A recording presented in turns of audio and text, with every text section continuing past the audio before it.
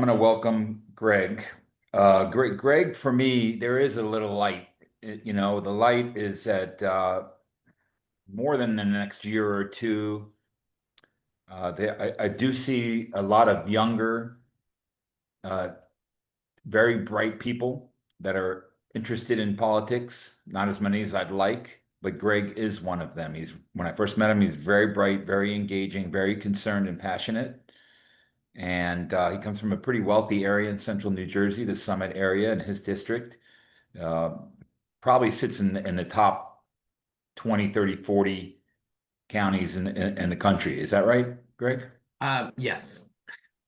Yeah, so he's trying to take a Republican seat, and he is working very, very hard. And I'm very hopeful to that he will have success. But he's got an uphill battle for sure.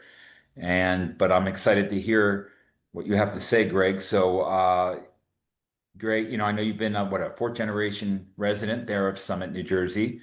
Yeah. And so you've grown up there, and I know that you were part of First Aid Squad, and you were the youngest president of the Summit Council, and uh, and I know that you've worked on all kinds of local government, and so uh, I know you're running for U.S. Congress, and I'd like to hear all about it, actually. And Well, thank you. you're on. With it, after the happy presentation, I guess it's only up from here, I guess. But thank you, Josh. Thank you, Michael. Uh, you were so thorough. It now sounds even worse. So I again thank you, Josh, for inviting me to be here tonight. And thank you to everyone else. This is the day before a big holiday. Lots of people are away, and yeah, it's been a terrible day. It's been a terrible day in America. We lost a very very big important battle, but what we haven't lost is our ability to stand up and speak out and fight for the things that we believe in and the kind of country that we think that we should have. And in a time in our country that very, very often feels really hopeless, it's meetings like this, small groups of people, big groups of people that get together and talk about these things that give me personally a lot of hope. So I just want to thank everyone here for being a part of it and for allowing me to be here with you. I'll close this unscripted part with a quick quote from Abraham Lincoln. The occasion is piled high with difficulty, and we must rise with the occasion. So I'm looking forward to rising with the occasion, to the occasion with all of you tonight. Can we hit who's controlling the slides? Jennifer, thank you. So I'll just very quickly talk through what I'm going to talk about here tonight. So I'll just give you a little bit of background on me. I'll give you a little bit of why I'm running very quickly, a quick overview of the district, and then in the context of what was just discussed, I want to talk about how I've been engaging with the news and talking with other people about engaging with the news, what I think we should be doing to resist effectively, and how I think we can sort of start to chart a path forward. And then, of course, I'm happy to answer any questions. But just keep me moving. I am a politician after all, so I can occasionally keep talking. But keep me on track, please, Josh and Jennifer. So the next slide, please. All right, so very quickly, born and raised in Union County, New Jersey, in Summit, New Jersey, as a matter of fact. It is a very wealthy area. The district, actually, the 7th district, is I think the 5th or the 6th wealthiest district in the country. I grew up in an apartment. We lived right next door to my grandparents. My parents worked extremely hard to be able to afford living in Summit so that we could have access to the education here and be able to have the kind of life where hopefully we could stay here in the district. Just a quick fun fact, the seal of Union County, New Jersey is the only county seal in the entire country that depicts a murder on it. So it's a revolution. It's a British officer in the Revolutionary War and he is killing that woman on the seal there. And so anyway, look that up on your own when you have more time. But just a quick fun fact for you there. I was born and raised here in the district to believe basically if you have the opportunity to be helpful, you should probably do that. So that's what led me to join the first aid squad. As a volunteer when I was in high school. So I started when everybody kind of had the senioritis senior year. I decided to take an EMT class and ride on the ambulance. And very quickly, I had some very serious experiences that really kind of helped to put things in perspective for me. And it was an incredible experience. And I've been an EMT for the last 14 years. I rode actively on the ambulance for about 12 of those. It's also what led me to run and lose the first time for city council. So I graduated from college in Pennsylvania. Right the year after that, moved back here to Jersey and ran for city council because it wasn't clear to me who else was going to do it. And what I had learned as an EMT is when you're looking around, that there's a job to do, you're not really sure who's going to do it. It's your job. That's what you're supposed to be doing. So when I was 23 years old, I ran for city council in 2016 for the first time. I lost by 9 votes out of 5,000, and I will never psychologically recover from that. It's one afternoon knocking on doors that could have made the difference there. So I ran again. I became a madman. I knocked on every door 2 times. The next time around, I was elected in 2018. I was reelected in 2021. I became the youngest council president that we ever had. And now I'm the chair of so I finished my second term at the end of 2025. I'm now also the chair of the Summit Democrats. So that's our local branch of the state and county political party. And basically I'm responsible for recruiting candidates at the local level, supporting our candidates through fundraising and organizing, and then working to elect good assembly candidates and the governor and up the ballot as well. So that's a little bit of the background. I am running for this seat because this is my home. I love it here, and I think that we deserve so much better than Tom Kane Jr. So I want to talk about the district for just a minute. If you go to the next slide there, please, Jennifer. So the district geographically is gigantic. It's 6 counties. It's 95 towns. I live basically over in the right there, close to where it says Plainfield and Elizabeth. Summit is up there. But it is gigantic. It goes all the way out to the border of Pennsylvania and covers many, many, many smaller towns out there in the rural areas of the state as well. So Tom Kane Jr. Voted for the bill today. That was not super surprising, except for a lot of people in New Jersey, they know him as the son of the former governor, who is perceived to be a moderate and perceived to be a very good guy. So people just sort of assume that his son is the same way, and it's really never been true. He's always been basically a backbencher when he was in the state Senate, and he's always been, I think, a disappointment when it comes to standing up for anybody who is not a big wealthy donor to one of his campaigns. But this is the only competitive district in the state of New Jersey. So it is technically Republican +1. It was just redistricted back in 2022.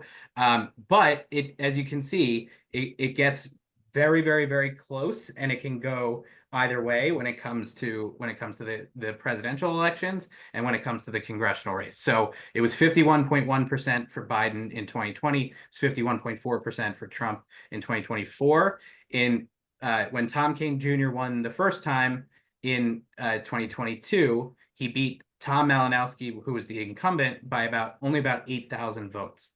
And so that's, obviously extremely close. This last year, our nominee, Sue Altman, who I was working very hard to elect, lost by a bit more, closer to about 20,000 votes. But moral of the story is, we wouldn't be running if we didn't think it was winnable, and we absolutely think it's winnable. We think it's totally a swing district, and we will put in the work to be able to win it. I think I'm the right guy because I'm the only candidate in the field who is actually from the district, has lived here for more than a couple of years, and who has been elected before. So we have a number of other candidates in the race, but they have moved in, and now they're running. To me, it's very important that you not base that I don't think you can build trust with a political campaign. I think you have to do it with service to the community and over a course of many years, and that's what I've been doing. So if you would go to the next slide, please. So I want to, this is where I think Josh probably wants me to spend a bulk of the time here, which is, so when I'm talking to people, I'm talking to hundreds of people in person, on the phone. We're going to protests, we're meeting people on the street, all that stuff. I'm getting about 50% of people who say to me they do not engage with the news anymore because they want to preserve their mental health. And I get that. I totally get that. Then you have the other 50% of people that, like, literally, it's happening right now. Like, there's people putting me in new group chats with other people, and they're sending me every outrageous and disgusting thing that this administration is doing every 45 minutes, every hour, and it gets to be extremely overwhelming, right? It's too much. And so for me personally, and I what I think is a good path forward is to try to find the middle there. And to me, what that means is try to use a medical term from when I was on the ambulance, which is basically triage, right? And so I think that there's a lot that this administration is doing. They've already admitted that they're doing this, right? Where it's about flooding the zone, and it's about putting stuff out there that just makes people upset, right? Like the tweet of Trump is the Pope, right? Like that just makes people upset, and they say outrageous things, and they don't adhere to tradition, and they do a bunch of stuff that just it upsets us. It gets our heart rate up. But what I think that we need to do in order to preserve our own ability to engage with it, but also then to transition to the next point and resist effectively, is basically we have to focus in on the stuff that's going to actually hurt people. And I think that, to the point that we've talked about a bunch tonight, there is quite a lot in this bill that is going to hurt people.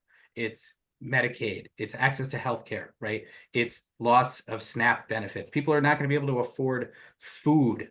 That's one of the like, I can't, it's hard to wrap your head around that. But then also, what was put, it's not just what they're stripping away, right? It's what they're investing in, what they're building up, is the ability to continue to make people disappear off of the street. And that hurts people, right? They're not just rounding up violent felons. They're rounding up American citizens. They're rounding up kids, and they're shipping them away. And so to me, all of these people who are about to lose their health care, all of these people who are not able to afford food, all of these people who have been, are afraid to go out and go to work because they look like they might be thought of as illegal, right? These are people who all have a story, they all have a vote, they all have a family that votes. And so for me, I think we need to stay focused on those topics in resistance that are going to hurt people, and we need to highlight the stories of individual people. I think that for a while, and now this is just totally my opinion, so feel free to disagree with me on this later. I think for a while, the Democratic Party really got into the statistics, the big statistics of this percentage of the population and this entire group of people. We got away from sort of what I think is basic politics, which is telling the stories of individuals and making people feel for them. Because we can imagine ourselves with a grandmother who's not going to be able to afford healthcare anymore, who has to make a choice between going to the grocery store, paying the rent, paying the electricity bill, or buying insulin, right? Like we need to make people feel for each other, because it could be any of us. And so that's a little bit of the resistance focus. But I also think and it is, look, I'm running for office in 2026, right? However, a very, very important point, I think, is that we have a really big election in New Jersey this year. And we have one in Virginia this year too. And basically we need to focus our energy right now, as well as making sure that we support the candidates that we want in 2026. We really have to spend a lot of energy electing good people who share our values this year. There the governor's race in New Jersey, the assembly races in New Jersey. I understand you guys had my buddy. He said he calls us my twin cousin Guy Citron on last week. We have to elect good people to the state assembly. We can pick up seats in the state assembly this year, and that's really the first line of defense this year is the state government of New Jersey, and then locally too. We have to make sure that at the local level we elect people that are not just going to stand by when the federal government starts to do things that affect their neighbors, right? For us here in Summit, New Jersey, it's actually really important to know what's going to happen to our school system when there's cuts from the federal government. What's going to happen when we don't get grant funding that we expect we're going to get for a flood mitigation project. And these local leaders need to be able to talk to that stuff. And then when we're charting a path forward, to me, this has always been how I've run races, which is that you listen first, right? And when I go and knock on doors, the city I live in is a very, very purple town in a very, very purple district. And what I think is less important to a lot of people than what they already believe. And so if we go to the doors, if we get on the phones and we say, we start in with what we think, then I think that's the wrong path for us. We need to listen first. And when you ask people what they care about, they will tell you, right? And so I think for a lot of people, what we missed as Democrats this time around was lots and lots of people were willing to put aside that this guy who wanted to be president again was like a literal convicted felon. They were willing to put aside that he tried to literally overthrow the government and stay in power. They were willing to put that all aside because he was saying the things that they believed, which were that he could deliver for them a better economy and that he would make things more affordable in this country. And that obviously, I think he's not going to be able to do that. And I think a lot of people will start to see that, right? But I think that we as a party need to start listening more to people and then telling them our ideas about how we are going to do that better. And I think a lot of that also starts with democracy. And I know that this was a big thing for our party last year, right? But I think we have to focus in on making sure that the system works the way that it's supposed to. Because I don't think that we can just campaign by saying we want to snap our fingers and bring us back to a time when Joe Biden was president or bring us back to a time when Barack Obama was president, right? Because the things that allowed Trump to be elected again, the deeply held belief that this system of government and our economy was not working for people was something that built up over all of that time. And so I think we do need to establish a clear message about how we're going to fix this system. And I think it starts with getting money out of politics. I think it continues with real ethics packages for the Supreme Court that have teeth. I think it continues with banning stock trades for people in Congress. And I think it continues with getting special interest money out of elections as well, because I think that is basically the core of how we wound up with this bill. The people that bought and paid for this election got what they paid for, as Michael said before. They got what they paid for with this bill. So I think that is supposed to be the time that I'm supposed to be talking. So I will pause there and ask for it, or I'll let Josh tell me what comes next. Yeah, so what comes next is if really anybody has any questions or anything to say to Greg. Sure. Happy to answer anybody's questions. Greg, I actually have a question for you, Greg. So Sure. Guy last week, he was running for state assembly. He is running Yep, for state assembly. He won the primaries, so it's hopeful.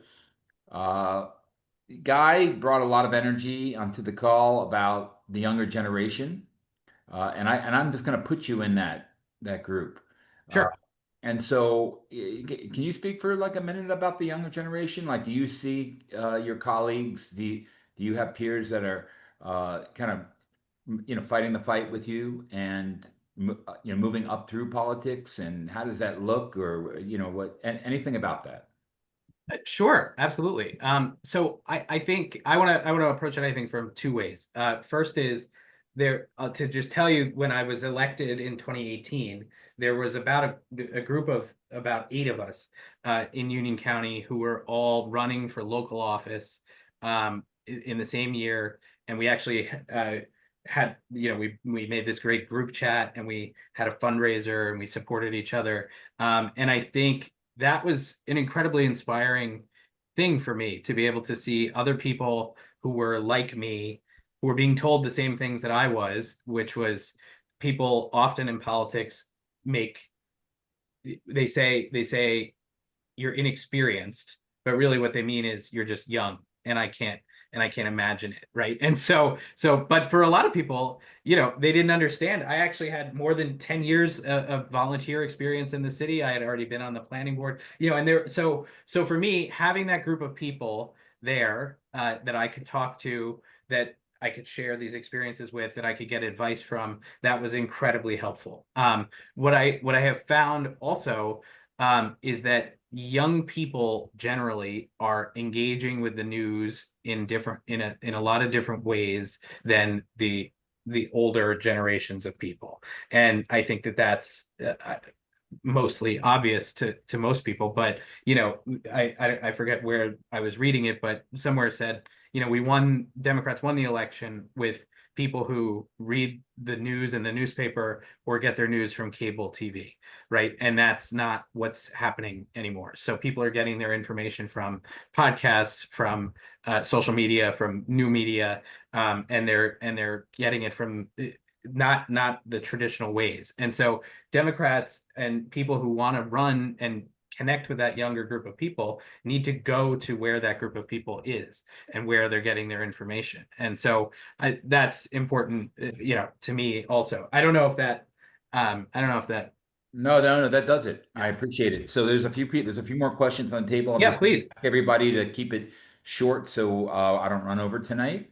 Um, so next up, I think I see Charlie. Gotta unmute Charlie.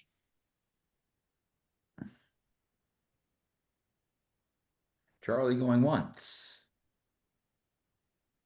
All right, we'll move on to Alan. Maybe Charlie will pop back up. I see you, Alan. Hi. I can't. There you go. Yeah, Yep. here you go. So is it a question? It's more of a statement. I'm so disillusioned with the Democratic Party on a national level. Um, Somehow my screen changed from the, what happened there? Gallery view. So, what am I trying to say? I guess I just want to point out, we're all following Mom Donnie, right? And what an amazing victory. And Yeah. it's at some point it feels like the Democratic Party. It's very possible he will get no support from the Democratic Party in New York, or the smallest amount of support.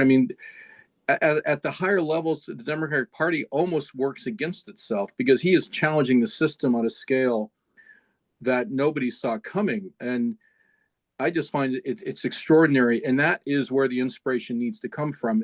What he's talking about, it was a coup. It was a coup for that area. And I just want to highlight that. That is extremely positive and inspiring, and gives us a direction to move forward. I'll end my soapbox speech. Thank you.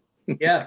No, I completely agree with that. The third thing that I was going to add with the last question is totally related to this one as well, which is basically just that I was going to circle back around to saying, of that group of the 8 of us or so that started off in that group text and was elected in 2018, very, very few of us are still actually in office or trying to do this.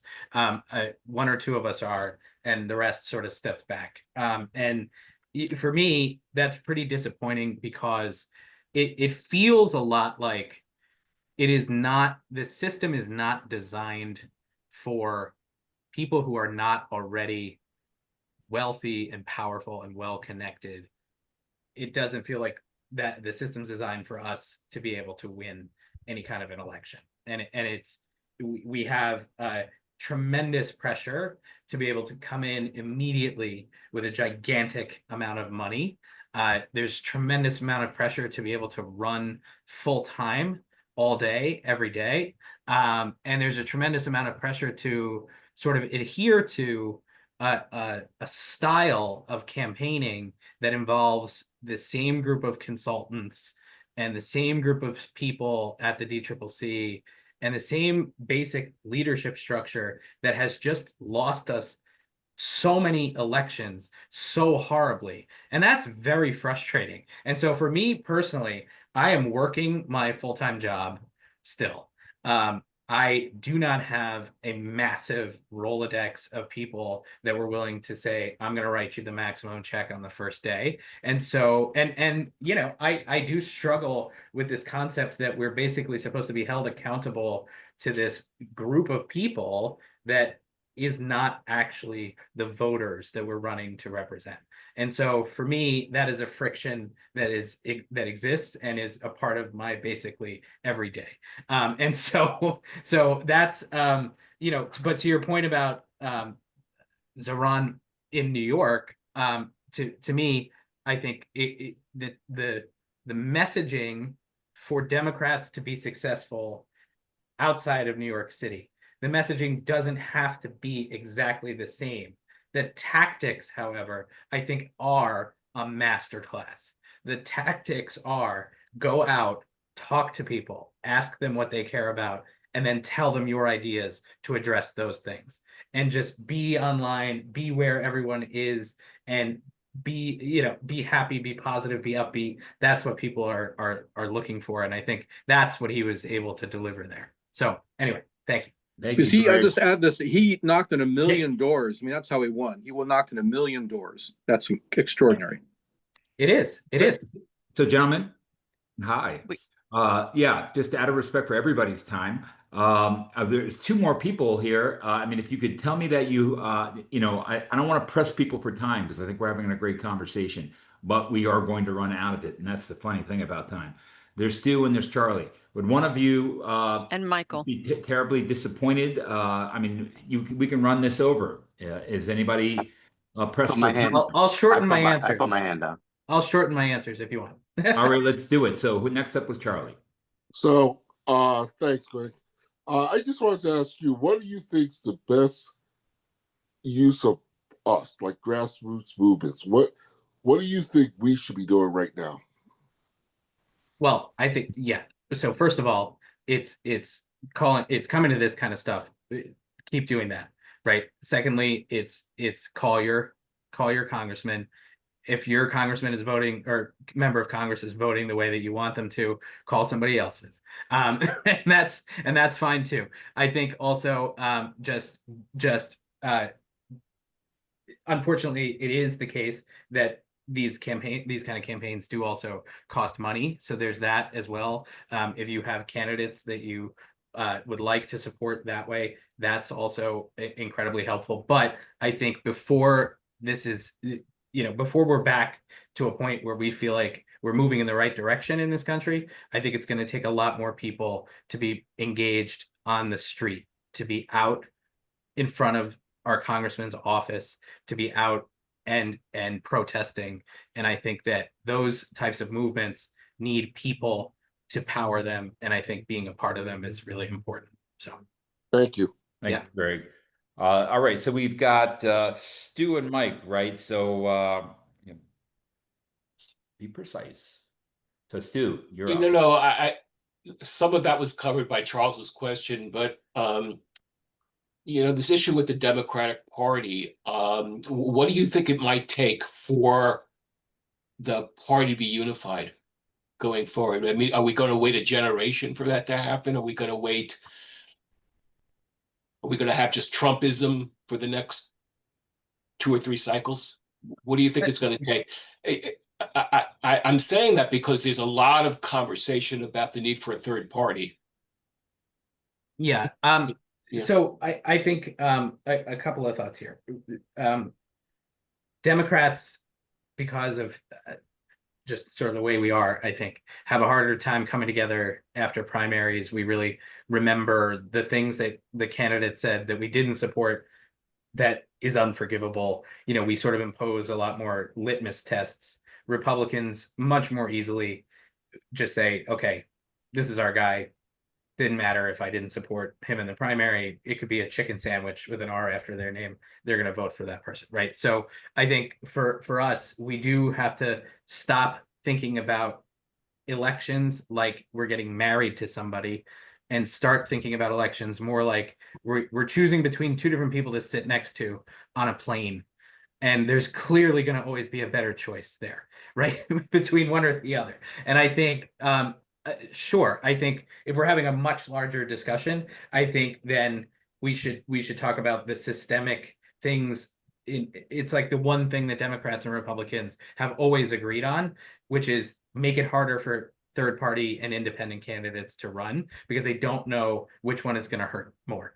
And so it's like almost every state makes it incredibly difficult to even get on the ballot as a third party. So for right now, I think it's about strengthening the Democratic Party, taking away some of these litmus tests that we have, and trying to be truly a big tent party again. I think that we have to be okay with some people mildly disagreeing with us if we basically want to get to the same place. Alrighty, we are over. Mike, can you do this quick? I mean, we literally have 6 minutes in the call. It's fine. It's fine. It's fine. I think Right, I I appreciate think that. Greg covered a lot of what I was going to ask. Mike, just send me an email. We can we can connect. Thank you. Appreciate it. Thank you. Yeah, I appreciate that too. I'm so sorry. I just always trying to respect time. So really quick, Jen, next slide. Perfect. Thank you so much, Greg, for showing up tonight. Thank you everybody for showing up tonight. Please join us. Please come back. But if you want to step up and please join us and help make a bigger difference, that would be welcomed.